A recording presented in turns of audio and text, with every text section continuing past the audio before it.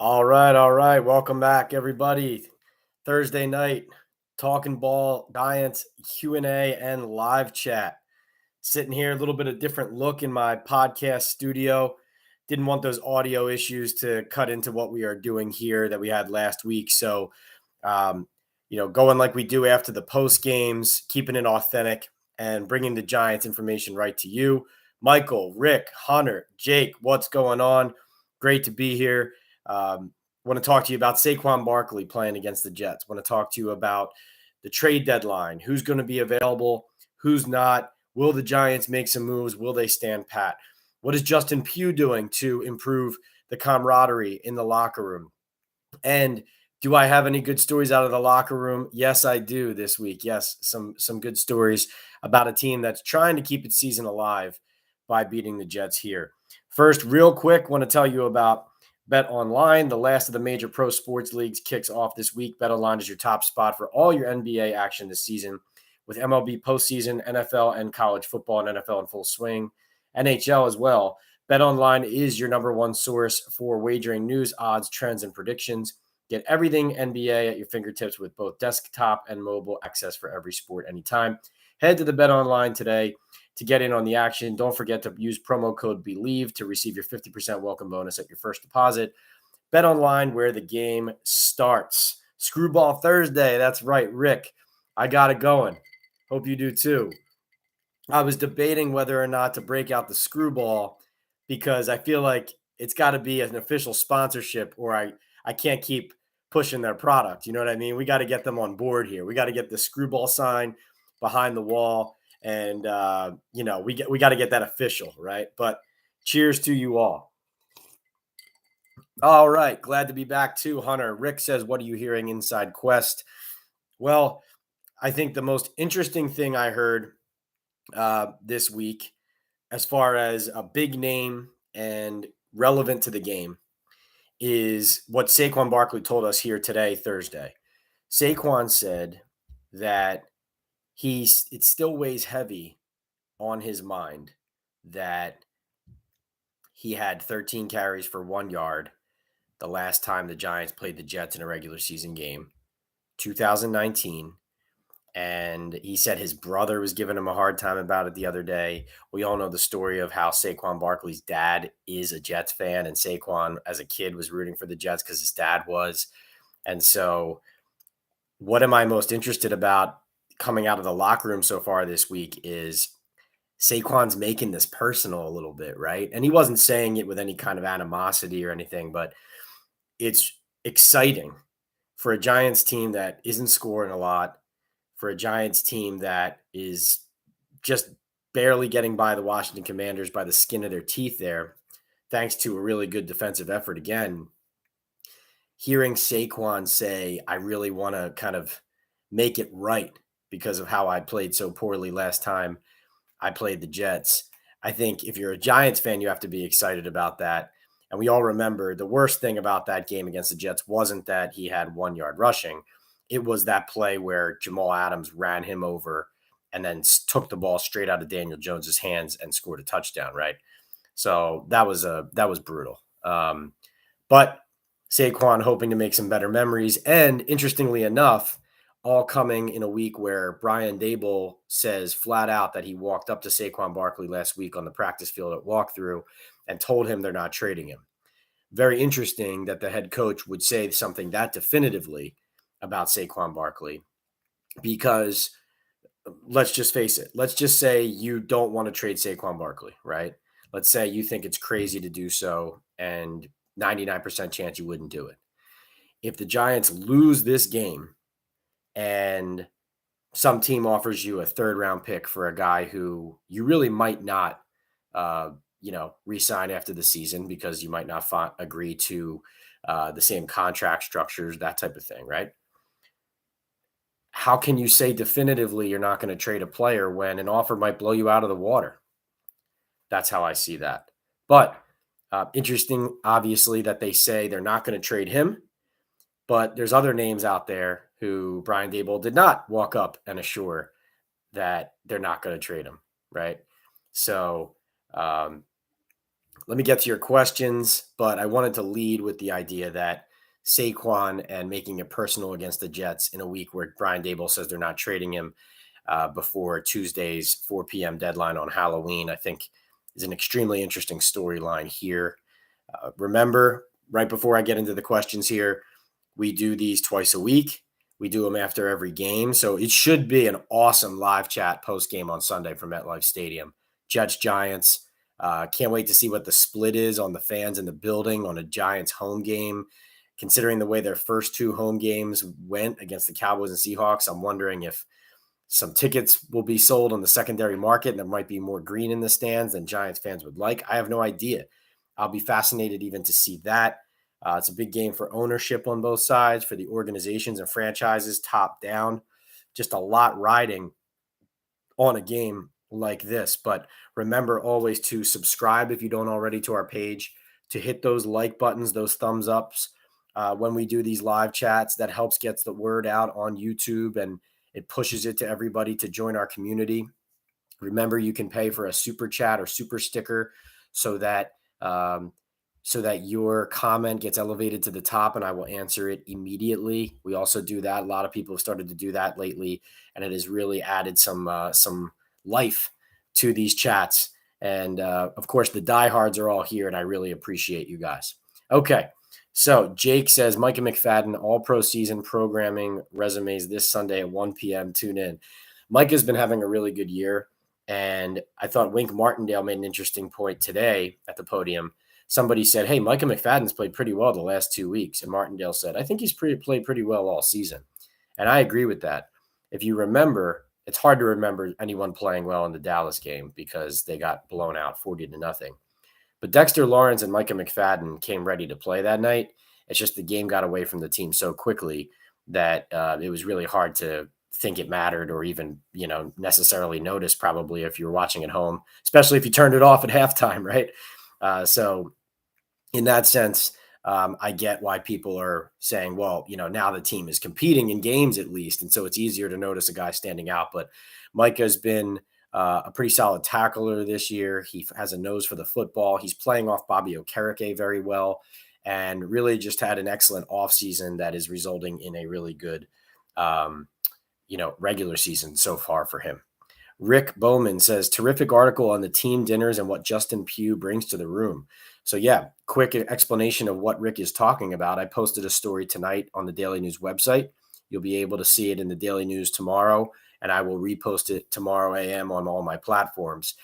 Justin Pugh. Now, Daniel Jones and the Giants have done dinners before. It's not like Justin Pugh is the first player to organize a dinner.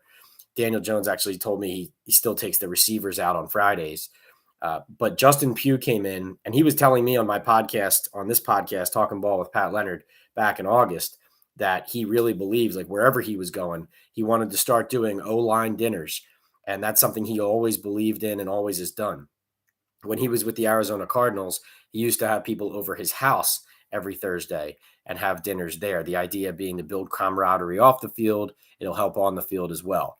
And so when he got here, the second he got in the lineup, the Buffalo Bills week, it started.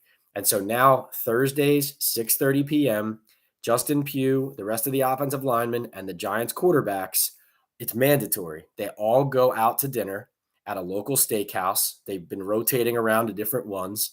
And frankly, I couldn't get any specific names out of them because they might be revisiting some of these places. And so, they want to keep it a little bit secret and kind of private, right? But, you say like 15 to 17 offensive linemen, including the practice squad, active roster, et cetera. Daniel Jones going to them, Tyrod Taylor, et cetera. And these are, I was talking to Evan Neal, Sean Harlow on the practice squad who played with Pugh in Arizona, Ben Bredesen, Justin Pugh, Daniel Jones. The story I did really reflects, I think, that something like this does matter and reinforces what I've been saying all along, is that Pugh's value is not just as a player, it's also as a glue guy. And that's something Sean Harlow told me. Harlow actually told me flat out, he said, this guy's one of the best teammates I've ever had.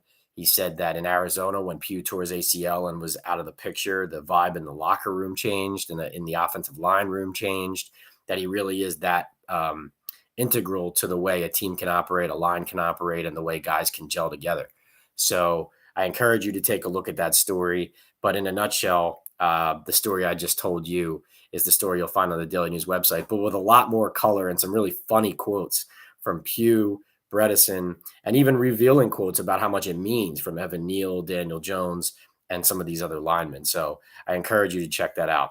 Jake says, is Andrew Thomas finally playing, do you think? I don't think so, Jake. I don't know for sure. The reason I say I don't think so is, first of all, he's been limited the last 2 days. When we saw him on Wednesday, it was like he was barely doing anything. He was doing band work. So they had a band tied to a goalpost, and he was doing sets as if he would be doing them in a game, but not facing against anybody, not making contact with anybody, and doing them very lightly. Evan Neal, frankly, has had his stuff taped up, his feet taped. He looks like a guy who's trying more to go, but still has been battling that ankle. So I'm not exactly sure whether he will go, especially because Tyree Phillips played pretty well. Held his own in his first game back with the Giants last week. But this is what's interesting, Jake, and I think you guys will all like this. And Joel, it looks like you asked about the health of the offensive line too. So I will fold this into your answer as well. So the Giants have been taking their offensive line behind their practice bubble in East Rutherford at the Quest Diagnostics Training Center. So when you see all those videos and photos that I post of the fields, think of it as there's two fields like this and one behind it. And then on the side, there's a big, huge indoor facility where they have an indoor field. What the Giants have been doing over the last maybe 3 weeks or so, they have started taking their offensive line with behind that building and out of sight from us so that we can't see what they're doing for either most of the time we're out there, or in today's case, Thursday's case, the entire time. And the quarterbacks and the linemen were behind the building. There was actually one Friday where we were on the backfield. That's where they are on Fridays. They took the offensive line inside the bubble on the day where the team was practicing outside, so that when they lined up and did their initial work while we were out there, we couldn't see their starting five. This is how the Giants are operating right now. And this is how they're operating really carefully when it comes to injuries. Like Ronnie Barnes and Lee Weiss from the medical staff were standing back there with Joe Shane and Brian Daboll watching the offensive linemen and the quarterbacks. We couldn't see the players, but we could see them watching the players. And so these are the 6 degrees of separation of ridiculousness that we're going through right now. But Joel, Jake, the answers or the questions about the offensive line, I think my best read on the situation is it looks like if anybody has a chance to come back, it might be John Michael Schmitz, the rookie center. But frankly, I wouldn't be surprised if you saw the same line out there on Sunday that we saw against Washington. So that would be Justin Pugh, left tackle, Marcus McKeithen, left guard, Ben Bredesen, center, Mark Lewinsky, right guard, and Tyree Phillips, right tackle. So that's as I sit here now, that's what I see. But like I said, even though he's laboring, Evan Neal has had his cleats taped up legitimately and looks like he's trying to go. But then again, he's been limited both days. And Wednesday, he was standing there next to Andrew Thomas, not doing a ton as well on the bands while the rest of the linemen were working together. So hope that answers your question. That's kind of where the full picture stands right now. Matt Smith says, obviously there is no quarterback controversy because Joe Shane and Brian Daboll aren't going to tell John Mara that the guy who they paid $160 million to is now benched. But I really do wonder what happens if Tyrod can win versus the Jets. So Matt, I appreciate that question because it really does hit to the heart of the way Giants fans are viewing the team, reacting to the team, and really what's going on with the team, of course, is the offense has looked a little bit more capable the last couple of weeks with Tyrod in. Tyron has looked good. This is what I saw in practice when he first got to the team in 2022. So I was trying to tell people. I'm like, you guys don't understand. When Daniel Jones is playing poorly, Tyrod looks good. He should play. That's what I was saying back then. If he didn't turn it around, Tyrod might play. That's what I was saying. So you guys are seeing what I saw, a year and a half ago on the practice field. It's just you guys don't get to see it. But this is why everybody thought I was trying to ship Daniel Jones out of town then. All I was doing was saying what I saw. This is what I saw. And also what people in the organization saw. Like people in the building saw it. I'm not the only one. It's not that I just saw it. There's people talking about it too. That always gets me fired up because it's always like a time delay on people agreeing with you. But initially you get trolled and crushed for it. And then on the back end, everyone maybe starts seeing the same thing you do and suddenly articulating the thing that you said before. But when it wasn't popular, people dunk on you, right? It's crazy. Anyway, Matt, I think, okay, to hit on that they're not going to tell John Mara that the guy they paid all this money is now benched. So I think the first part of this is that Daniel Jones's neck injury was more serious than what they let on. So he's not playing right now because he's hurt. And they have not been straightforward with a lot of injuries this year. And this is another one where you continually hear trying to get better, feel better every day. He feels good. We'll see. Da, da, da, da. You can't believe any of that. You have to completely ignore it. And you have to know that if he's not cleared, he's not playing, right? So Tyrod Taylor expected to play in this game. Daniel's not cleared, right? Like that's just the bottom line. I do think the plan initially here was Tyrod was going to be the bridge quarterback this year. So right now, that's kind of what he looks like, except you already paid Daniel. I would say this.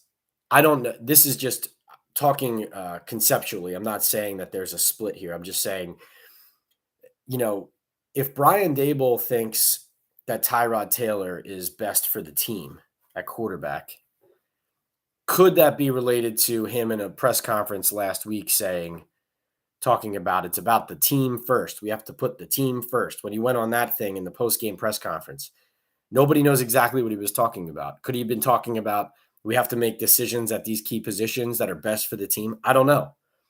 But could there be a situation where Joe Schoen at some point wants to play the guy he paid, but Brian Daboll wants to play the guy he thinks is better for the team to win that week? These things happen with GMs and coaches. I do think Daboll and Schoen, they're here together. They're connected. They have that history together. They're a package deal, right? Also, this is something that's important to remember. Joe Schoen has a lot of impact and input and say-so and decision-making power on how the team looks on Sunday. Like the team that you see on the field Sunday, it's not like Joe Schoen, the GM, picks the players for the 90-man and the 53-man and all that, and then the coaches make the decisions for game day. Joe Schoen's involved in everything. Who's active on Sunday, where they're playing, all that stuff. Then the coaches get into the schemes. But for a GM, like he's about as close to a baseball general manager as you can be in the NFL. So whoever's playing is the GM making the decision as well as the coach. I don't think it's necessarily that they can't, and I'll get to everybody else's questions. I know this is a huge talking point, but Matt, I'll circle back on this. But another thing I would say is if Tyrod wins against the Jets and plays well and the offense scores a ton of points, there's going to be more to talk about. And whether they want to talk quarterback controversy or not, it's going to be right on our front doorstep. So all those things I said, the bottom line is we're already looking at this like, well, wait a second. Say what you want about Daniel Jones, but look how the team responds to Tyrod Taylor. Look how the team plays with Tyrod Taylor. Like it's just going to be a reality. And the Giants aren't going to be able to ignore it, regardless of what ownership thinks. We'll come back to that. Jake, what's going on? How you doing? We don't want to trade Saquon Barkley. Well, yep, good news. Brian Daboll said you're not going to. Do you expect Adoree Jackson to play, says Antonio. What's up, Antonio? I do not at this moment, as you and I sit here right now.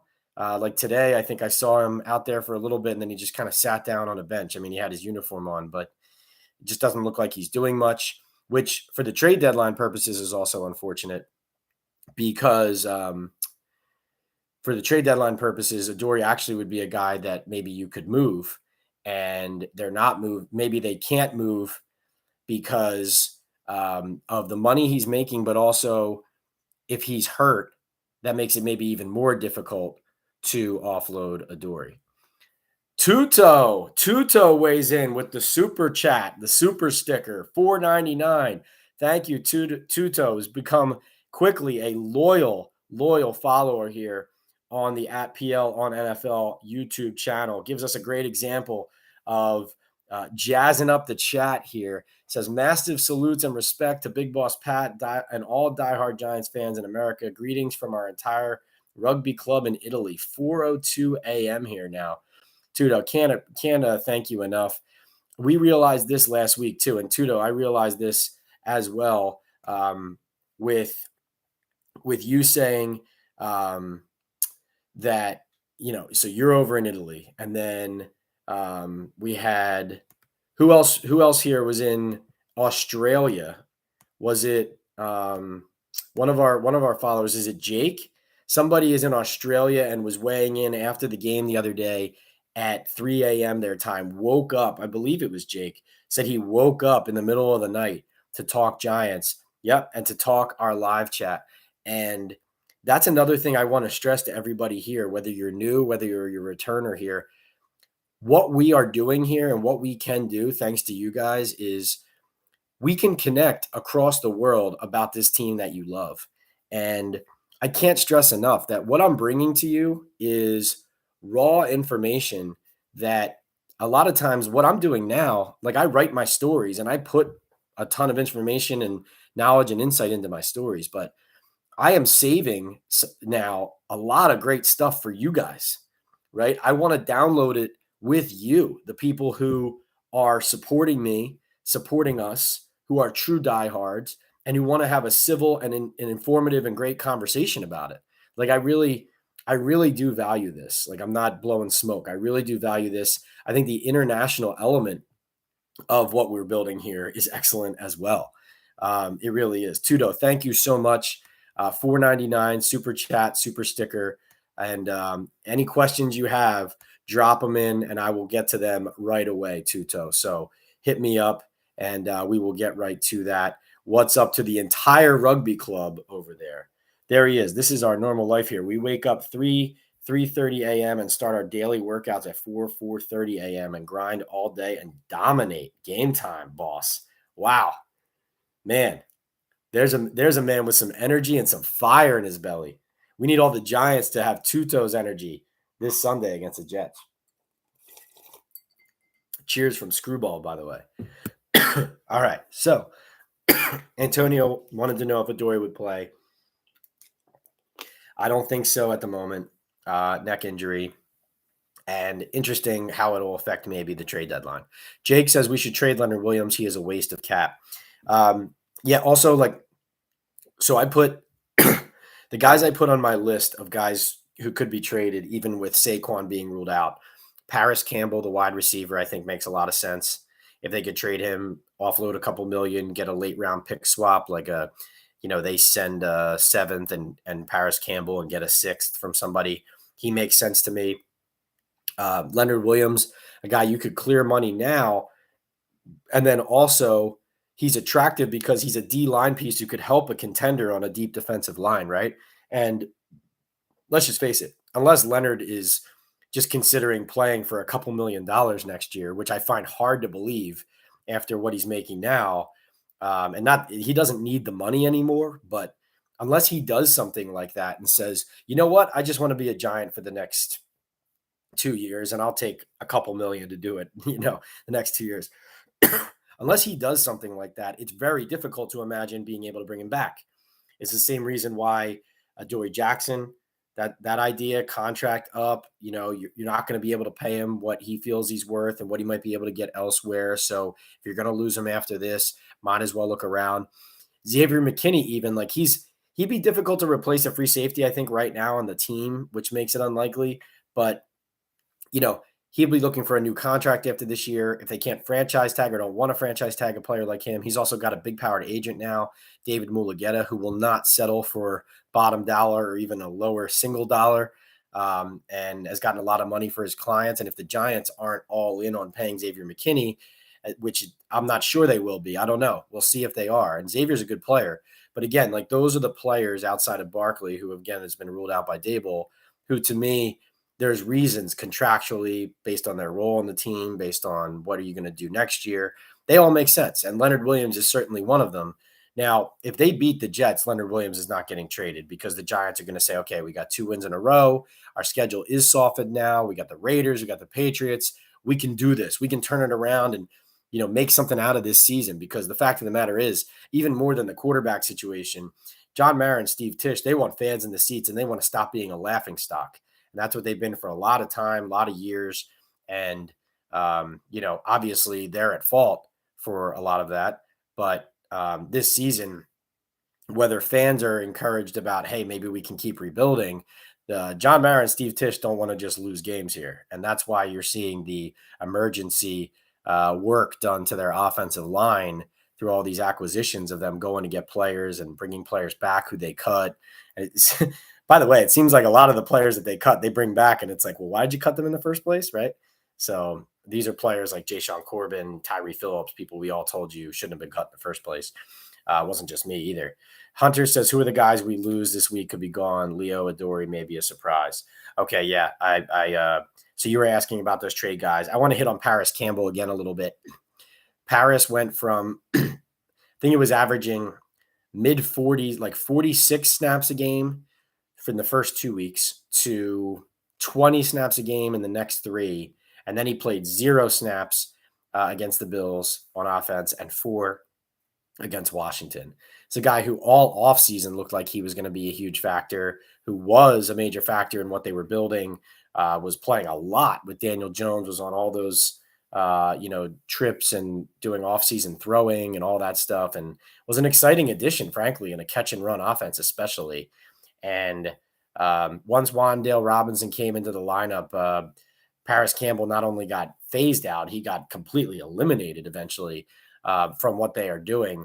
And I believe he has 16 catches. Of course, was struggling to get some run after the catch. Was kind of being put in a lot of spots, frankly, where he was getting brought down before he could even really turn upfield, is the way I was seeing it, way I remember a lot of his catches.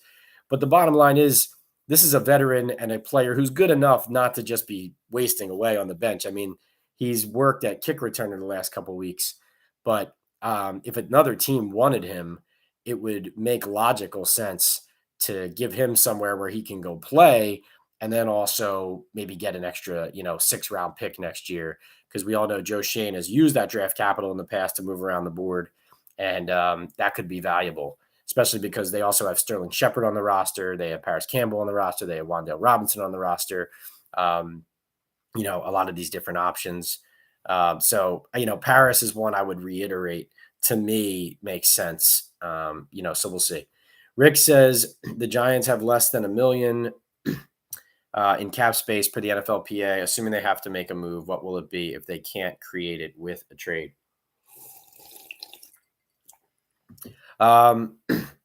You can just kick money down the road on some contracts, do some minor restructures.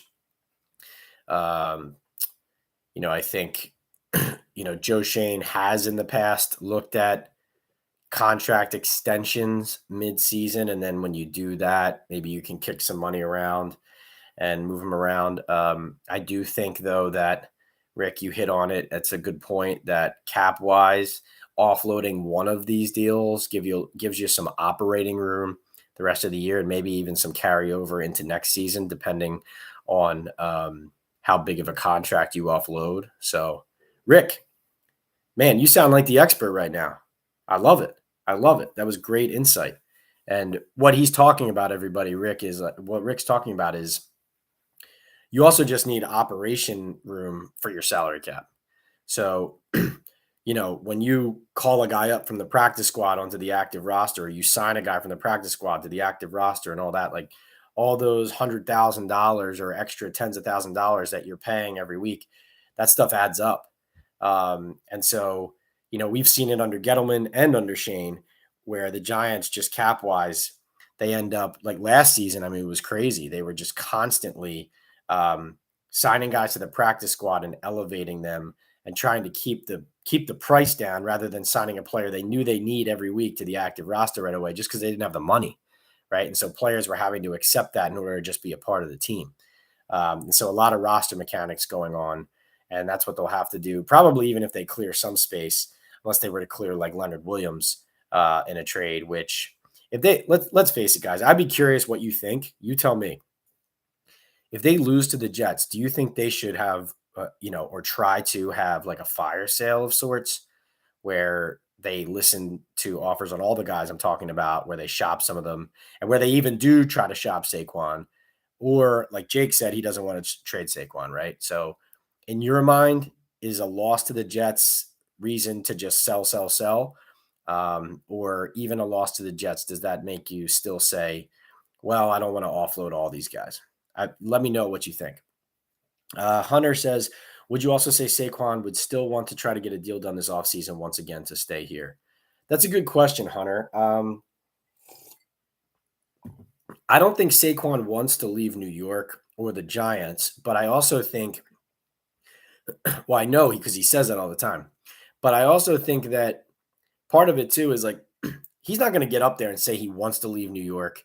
He doesn't want to be a Giant and, force his way out of town, say, I demand to be traded, that kind of thing. Like, I don't think that's his style. I think he's had that window and opportunity to do that. And we've seen him choose other avenues of either venting his frustration or operating and proceeding.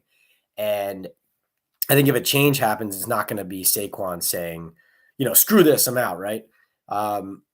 So I do think if next year the Giants say, hey, we really want to get to the negotiating table and keep you here, I think Saquon would certainly listen in earnest. But, I think he wants to hit the open market.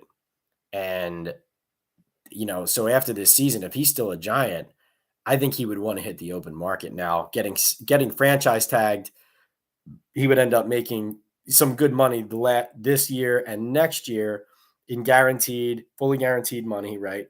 So maybe he would just take that extra franchise tag and recognize, listen, I don't know how long my career is going to be, but I'm still getting paid pretty well to be a running back and a face of franchise player in New York for the Giants. Not bad. And then after the second franchise tag, where do we go from here, right? But that'll depend too on how the rest of the season goes. I do think that he will not forget how negotiations went and were handled this past offseason. Granted, there were mistakes made on his end as well with his agent and not accepting certain deals they got early on in the process. But I guess I'm rambling a little bit, Hunter. My answer would be, I think Saquon would be curious what else was out there, but he wouldn't necessarily want to say, I'm out. So I think he would entertain the Giants, and it would be probably difficult for him to separate from it. But I've said this before over the last couple of years. I think Saquon going somewhere else and being a player who could complement an offense rather than have to be the focal point would be amazing for his football career, right? Being in New York is great for him from a business standpoint, from a life standpoint. But I do think like being on a team, like I'm just throwing out there like a Chiefs or Bills or whatever, like if he were on one of these teams where he could touch the ball 15 times a game instead of 25 or whatever, and play half the snaps he does and get them in high leverage, big play, schemed up for him situations, like I think it would lengthen his career. Now, does he want to go to nowhere to do that? No. But those are the things I think you have to weigh if you're him. Joel says, a lot of talk this week about Carl Banks and his weekly spot on the Fan got heated. What is your overall take on Kayvon? I kind of agree with Brandon Tierney from FAN. Yeah, I think saying Kayvon is not a good player is wrong, and saying that he is fine and is doing everything you wanted him to when you drafted him a 5th overall is not true either. Like I think Kayvon has made some big plays in big spots since he got into the league, especially as a rookie, specifically is what I'm talking about. Washington, Baltimore, some of those kind of games. I do think, though, where you drafted him and what you need him to be, drafting him at that spot, you want more. I do not think he's the reason the team is struggling right now. Dropping that interception was terrible. He knows that. He said that. That was a huge mistake. So room to improve for sure. I mean, especially playing on a line where Dexter's getting double teamed and Leonard Williams is there. I mean, you would want and think and hope that he would have more sacks, and more maybe massive plays and difference-making plays that he has made. But I'm not watching every game saying, "Where the heck is Kayvon? Why is he not making this play or that play?" Like, I see him chasing down the quarterback and giving the offensive lineman a hard time. And I would actually say the thing that is surprised me early on the most this season was, like, for example, in the Miami game, he was not defending the run particularly well there. And actually, as a rookie, he was very good at setting the edge. And I think for Kayvon, I don't know if comparing him to Parsons, like, he's not as explosive as Michael Parsons. He's just not, and he doesn't look as explosive as a pass rusher as Aiden Hutchinson, right? But I do think that he makes plays, but you'd like to see him make more and bigger plays. So room to improve for sure. Yeah, I mean, certainly it's not unfair to critique and criticize a fifth overall pick for not doing as much as you would think. That's what I would say. Evan Neal is a bust beyond bust, says Jake. I say we move him to left guard. Jake, I think that's what I find most interesting about the Kayvon talk is, I mean, you're talking about a top pick Joe Shane made that is not working out. It's obviously Evan, right?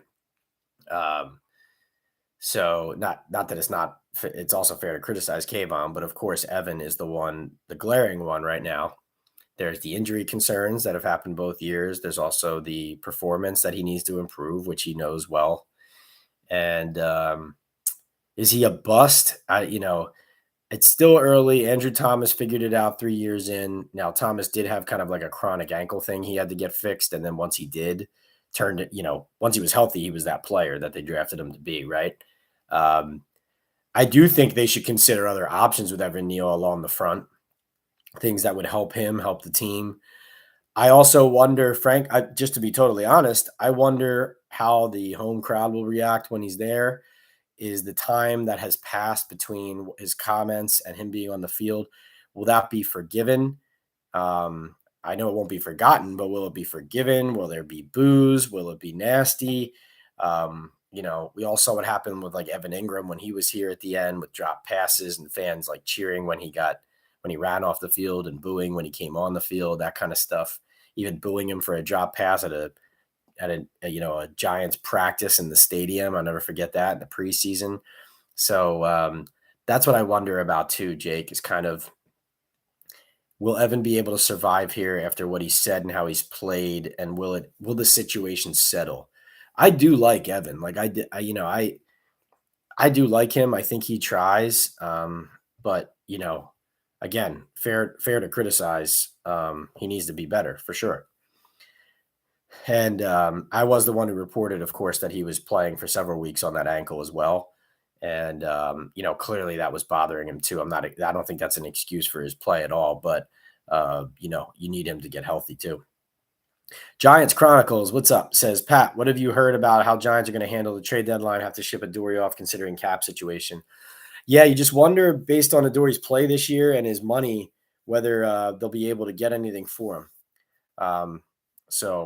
And I also addressed a lot of this earlier too. I'm sure you had asked that question before I talked about the trade pieces. Giants Chronicles also says medical staff needs to go, please. Same with the strength and strength and conditioning staff. The medical staff has been here a long time, and the team has been injured a long time. Coaches get fired. Team remains injured. This is why I get frustrated too when I hear people say, "Oh, Azeez Ojulari is always hurt." Like, Azeez Ojulari played every game as a rookie under Joe Judge when they were practicing harder. And now that they get rest days and they don't practice as hard, he gets injured a little bit more. I don't know. Maybe he needs a different program than someone else. Or maybe the program that they're running isn't working because they did it all to keep the team healthy. And look at all the guys on the injury report. Look how many guys are hurt. Giants Chronicles, tell me. I'm telling you, this is something that gets frustrating. He also says, please promise me one thing, Pat. If Tyrod balls out on Sunday, you guys will press Daboll about it and say, why wouldn't you want him to start? So we're on it. I mean, trust me, like this week, he was asked again, is Daniel your starting quarterback when he gets healthy? And he said, yes. And Daryl Slater from NJ.com said, why? And Daboll said, I'm not getting into that. So that's where we left it, right? So if they play well, if Tyrod balls out, if they beat the Jets and he plays great, and it's clear that they're getting better quarterback play again, that conversation is going to take the next step. It's going to have to take the next step, right? It's going to have to take the next step. Tudo says, Big Boss Pat, I'll never be able to play in the NFL if a player's not wearing a same colored jersey than mine on the pitch. He's going down fast and hard and is not getting up no more. He'll be body slammed and tackled hard. Love it, Tudo. Yeah, you rugby guys are different. Hunter says, do you think Justin Pugh is in the Giants' future past this year, possibly bring him back for next year? I do. That's a good point, Hunter. He actually, if you guys haven't listened, he said on his podcast, the Net Worth podcast, it was like a passing comment he made in this past episode he did about something about, playing for the Giants now and who knows down the road. Like, I do like playing and this and that, right? And I think his fit here has been really good, right? So as long as he's healthy and playing football, knock on wood, like he is clearly extremely glad to be back. And I think the organization is glad to have him back. Remember, go check my story out on Daily News website. I'll post it in here so you guys can see it as well, and you'll have the link ready to go. Let's see. All right, so here it is for whenever you need it. Don't leave the chat, but that's where we have it. Want to remind you real quick, super chats and super stickers get us going, as Tudo showed you on this chat. Love it. Thank you, Tudo. It's a way to pay and have your comment and question emailed or addressed immediately. We do these twice a week, Thursday Night Football halftime, and after every Giants game. The one after the Jets game is going to be fire. I can't wait for that. And also remember, we have the Talkin Ball podcast going here on the Believe Network, Apple, Spotify, wherever you get your pods. And obviously I'm on YouTube, Instagram, TikTok at PL on NFL, and on Twitter at PLeonardNYDN. If you don't already, please subscribe to the podcast. Please subscribe to our YouTube page here. The community is only growing. I got more stuff in the works coming that I think you guys will really like. So looking forward to kind of unveiling some of that as we go. And I have a couple more good stories to tell you here before we get out of here. And I see a couple questions here too. So get to the questions first, tell you some stories, and we'll get out of here. Be looking forward to Sunday and my coverage of the team leading up to that. All right. So Hunter says low grade fire sale, Leo, Paris, Adori. Yeah, I'm with you. Back to my question about to you guys about the trade deadline. Right. Matt says at 2-6, I think it's a fire sale. 7 seed wild card is possible, but all you get is a trip to San Francisco in round 1. Need some picks back, especially since Shane loves to trade up. I agree. Rick says Paris, anytime Leo and Adori traded makes financial sense. Not McKinney. His play the last 2 weeks has been good. Yes, it has. Yeah, Tudo says, well said. Appreciate it. Giants Chronicles says, Jesus, you guys should have destroyed T-Mac for some of those answers he had today. Oh, can I just say something real quick? His answer about Eric Gray talking about the wind patterns being different with the racetrack building being knocked down next to the stadium. I mean, come on. Like, get a grip. Get away from me. Like, I was joking. Like, if anybody writes a story about how Eric Gray can't field punts because the wind patterns changed in MetLife Stadium, like you're not allowed in the media room, right? Like, get out of here. Get lost. Listen, I said this before. I'll say it again. Thomas McGahee, after that week 1 loss against Dallas, where he wouldn't tell us anything, wouldn't even revisit a play, like, goodbye. Like, disrespectful to our time, unaccountable for what happened in the game, wouldn't even revisit it, wouldn't talk about it. Like, get a grip. Get a grip. Rick says, which assistant coach are you most interested in speaking with tomorrow and why? Shea Tierney, quarterback coach, might be interesting. I think Bobby Johnson. This didn't come up in our live chat yet today, but my report last week about Brian Daboll taking over the offensive meetings, I asked Mike Kafka about it today. Obviously, he said very little, claimed that Daboll's always been involved in all these meetings. No, he took over the offensive meetings last week, right? That's what happened.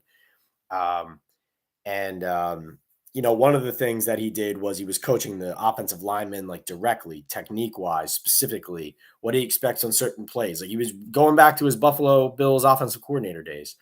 And so I'd be very interested in Bobby Johnson's answer about his response to that, how that made him feel as a coach, because he certainly kind of got his hands into, um, you know, the process of these coaches and really changed up how he's operating behind the scenes. I mean, it's how somebody operates when the pressure is on. So, it's Bobby Johnson a lot of these weeks I'm most interested to talk to, and it's him again.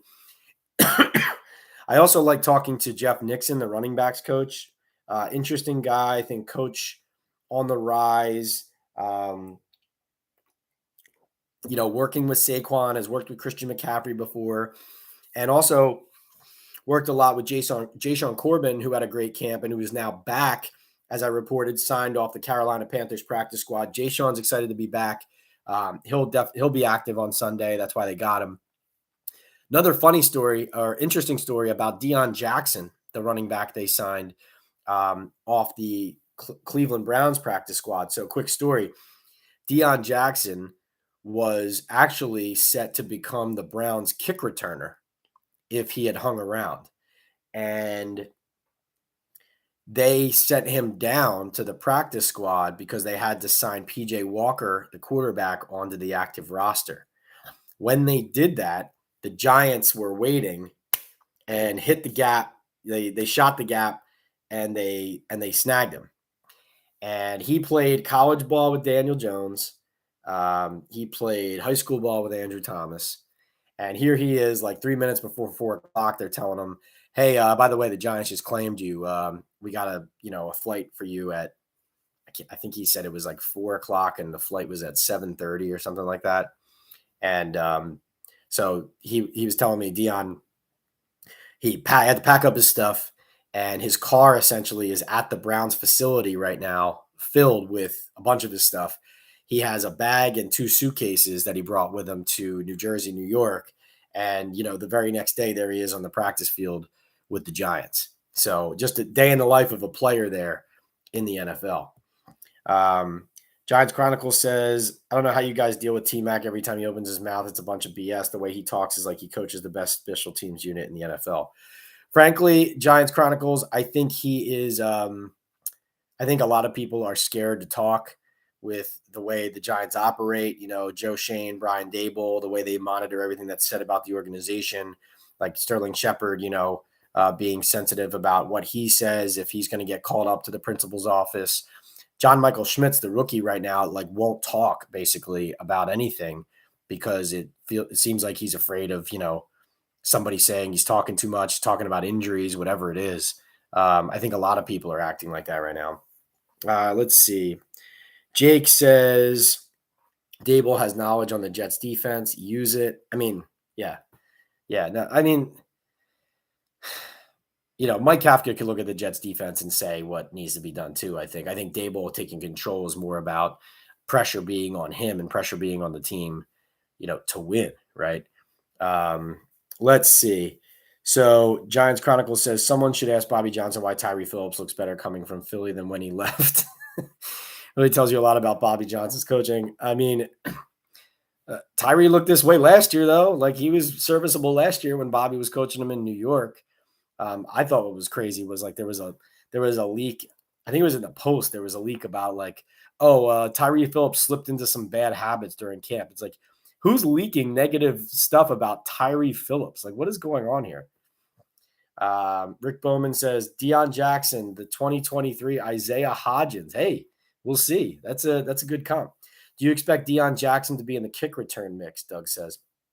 Doug, I haven't seen him back there on the practice field.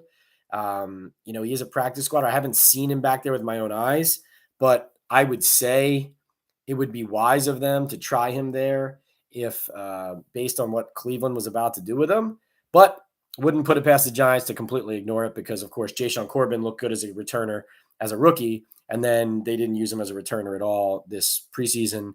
And, frankly, don't think he's going to be used as one now. They need him at running back. But, I think he'll give something to their offense. Who's the returner for us this week, says Hunter. Well, Gunnar Olszewski will be the punt returner. And then I think it'll be Olszewski and Paris Campbell as kick returner. That's how I see it. Let's see.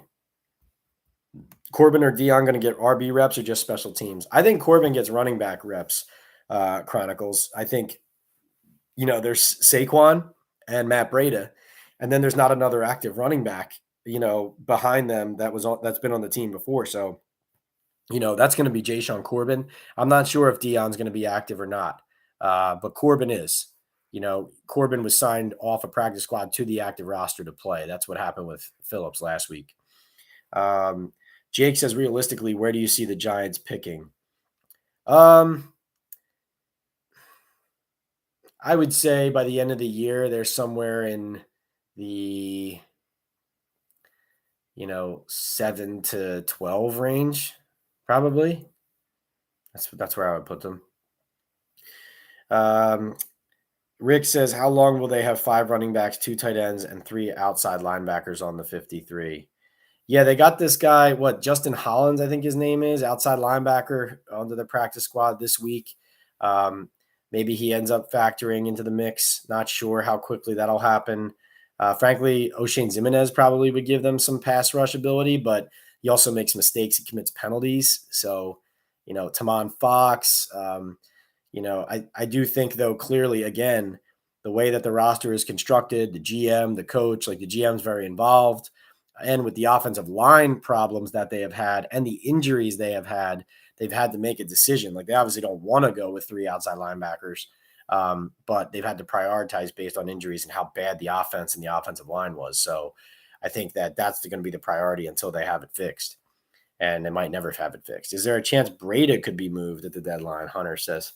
I doubt it. I mean, he's a Brian Daboll guy, Buffalo guy, knows the offense. They trust him. That would surprise me. Giants Chronicle says we have no one that can catch a punt and not fumble it. What do we do? Sign another punt returner with fumbling problems. Great scouting by T-Mac. Could have signed Mickens instead.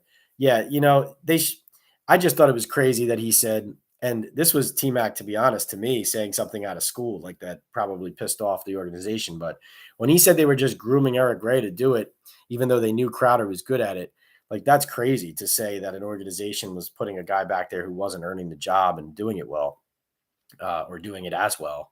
And so that was eye-opening. Still one of the most eye-opening quotes I've heard this season covering the Giants. And it also tells people like Mickens and Khalil Pimpleton and these other people who are in the organization in training camp that they never had a chance to win the job to begin with, which is crazy.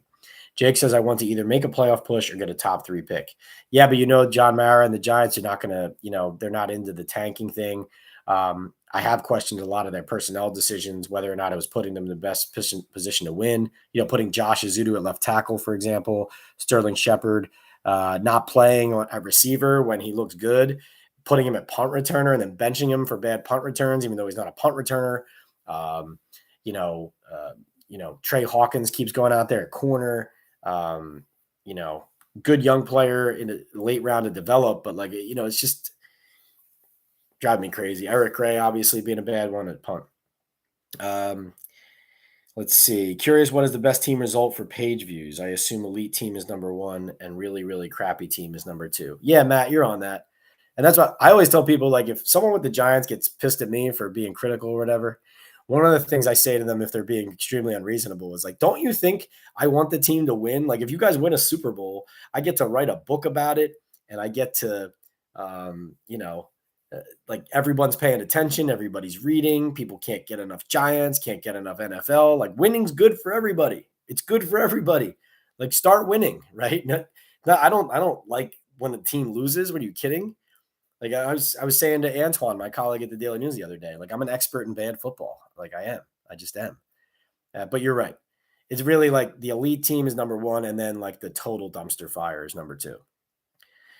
Where is Pimp now? He had so much potential. We never gave him a single shot because we have Eric Gray Wild.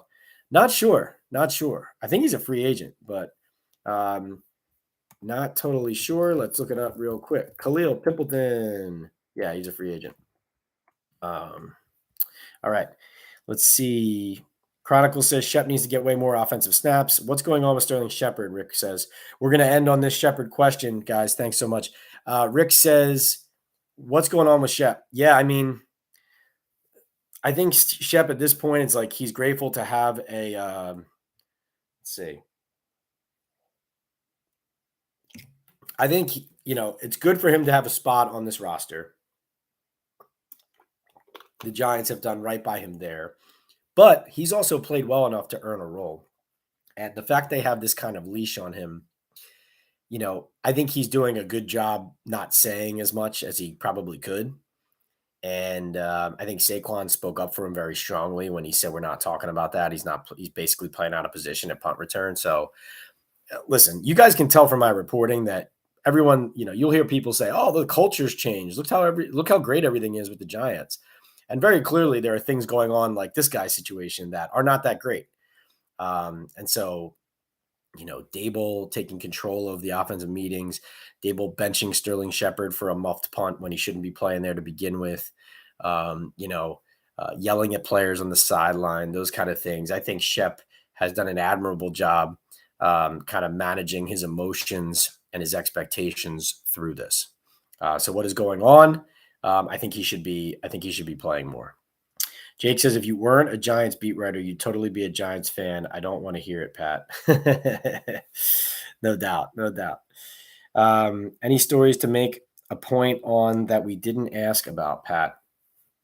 I think just keep an eye on two things. One, Daboll still being as involved as he is. This is a bigger story than is being talked about in other places. Mainly because I got to the information that he had taken control of the offensive meetings and no one else did. And so a lot of people are either ignoring it or don't want to talk about it because obviously it kind of heightens the pressure of everything. But you guys saw in my story at the game, Darren Waller acknowledging it, Saquon Barkley acknowledging it. And, this is a real thing that's happening. And what it indicates is the pressure on the Giants to win and then the pressure on Brian Daboll to fix it, and especially to fix the offense that was a laughing stock at the beginning of this year and a team that was non-competitive until they got to about the Buffalo Bills game for the most part, outside of like some of the play against the Niners and the second half against the Cardinals. I mean, so that's what I think, Giants Chronicles. I think stay focused on that. And also, as Daboll saying we're not going to trade Saquon, like I said, like I started, I'm going to finish with this. Saying definitively we're not trading a guy who could actually bring like a huge offer to you after this Jets game, like I think that's a crazy thing to do, frankly. Even if you don't think you should trade him, you're basically saying don't call us. Like I don't know, I don't get it. That's strange. So I think staying on top of Saquon, how he plays in this game, how he acts up to and through the trade deadline, even though Daboll said he's going to be here. So it's trade deadline stuff. It's Daboll still running stuff behind the scenes and heightening the pressure and kind of has his hands in everything now because of how things are going. Justin Pugh and the offensive line dinners. Take a look at that story that I put into the chat. And yep, that's right, Rick. Screwball Thursday. Thanks for being open and doing this. Cheers. Appreciate you, Rick. Doug says, thanks for the insight, Pat, from the halftime to the fourth quarter. You know it. And this has been our live chat, our Talkin Ball Giants live Q&A. You guys are awesome. This community is so great. I can't wait to do the post game after this Jets game. I really can't wait. Thanks, Chronicles. Jake says, I wouldn't accept a second-round pick for Saquon. I think he's a difference maker on offense, and the team isn't the same without him. You can argue he makes Jones look better, and Jones doesn't look great. Jake says, thanks, Pat. You the man. You guys are awesome. Remember, subscribe to the YouTube page, rate, review, leave us a review, 5 stars on Spotify, Apple Podcasts. Give us the likes here before you leave. Super chats and super stickers. Tudo, thank you for supporting us. Remember, we are sponsored by Bet Online. We are also sponsored by Estate 98. It's an Esencia de Cafe from El Salvador from 1798. You pour it in a glass, throw some ice in, stir it, drink it. I drink it all the time when I'm doing the Talkin Ball pod. Obviously, I'm drinking Screwball now. It's finished, which means the podcast is over. You guys are awesome. See you later.